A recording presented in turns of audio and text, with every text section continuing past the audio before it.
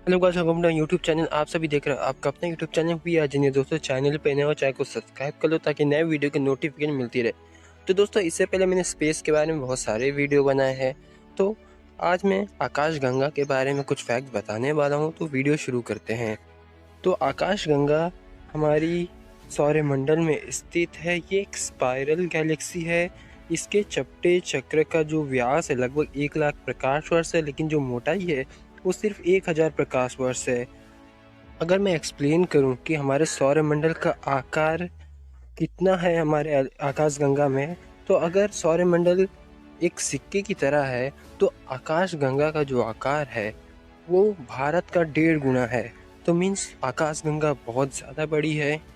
हमारी आकाशगंगा में अरबों तारे हैं और इसे चीनी भाषा में चांदी की नदी भी कहते हैं और इसे कोरियाई भाषा में भी चांदी की नदी ही कहते हैं।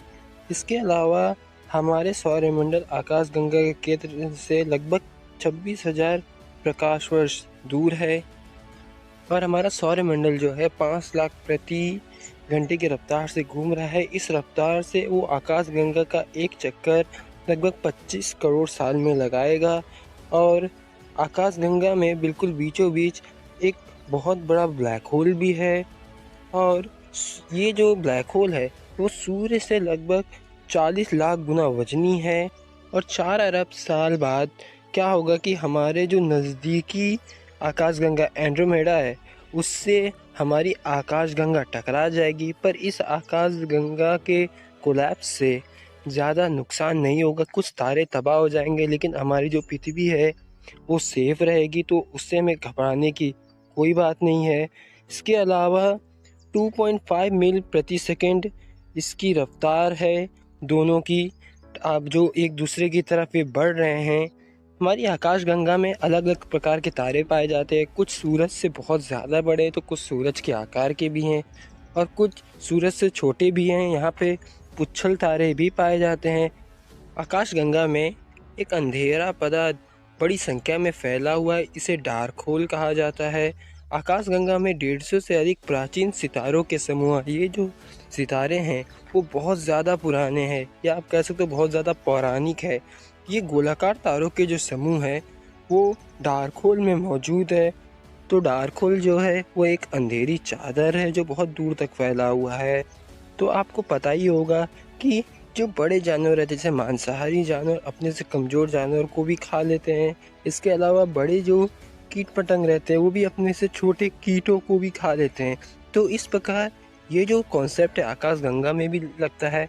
अगर कोई आकाशगंगा के करीब कोई दूसरी आकाशगंगा आती है जो उससे छोटी रहती है तो ये उसे निगल जाती है, क्योंकि वैज्ञानिकों ने ऐसे कई तारों को ढूंढा है इस आकाशगंगा में जो इस आकाशगंगा के नहीं है बल्कि दूसरे किसी आकाशगंगा को निगलने से इनमें आए हैं। तो कुछ कॉन्सेप्ट ऐसे भी होते हैं जो चेंज नहीं होते, चाहे वो पृथ्वी पे हो या पृथ्वी के बाहर। तो आकाशगंगा बहुत ज़्यादा ही खूबसूरत भी है जो देखने में भी वैज्ञानिकों को भी इंटरेस्टिंग का टॉपिक लगती है और इसकी सर्च होती रहेगी। हमारी आकाशगंगा में जैसे मैंने आपको बताया कि वो तारे भी मिले हैं जो इस आकाशगंगा के नहीं हैं।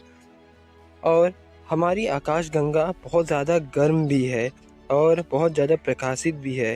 इसके अलावा ये बहुत ही ज़्यादा गर्म गैस और एनर्जी वाले पार्टिकल्स को बड़े पैमाने पर बुलबुले की तरह बाहर निकालती है और ये बहुत ही अलग तरीका है अपनी एनर्जी को बाहर भेजने का। इसके अलावा हमारी जो आकाशगंगा है उसके 4 सर्पिल भुजाएं हैं। इनमें से जो हमारा सौरमंडल स्थित है उस भुजा का नाम ओरियन है। तो जैसे मैंने आपको बता दिया कि हमारी आकाशगंगा भी एनर्जी रेडिएट करती है, मीन्स वो अपनी एनर्जी को निकालती है। इसके अलावा वो भी छोटे मोटे आकाशगंगा को भी निकल जाती है जो उसके करीब आए।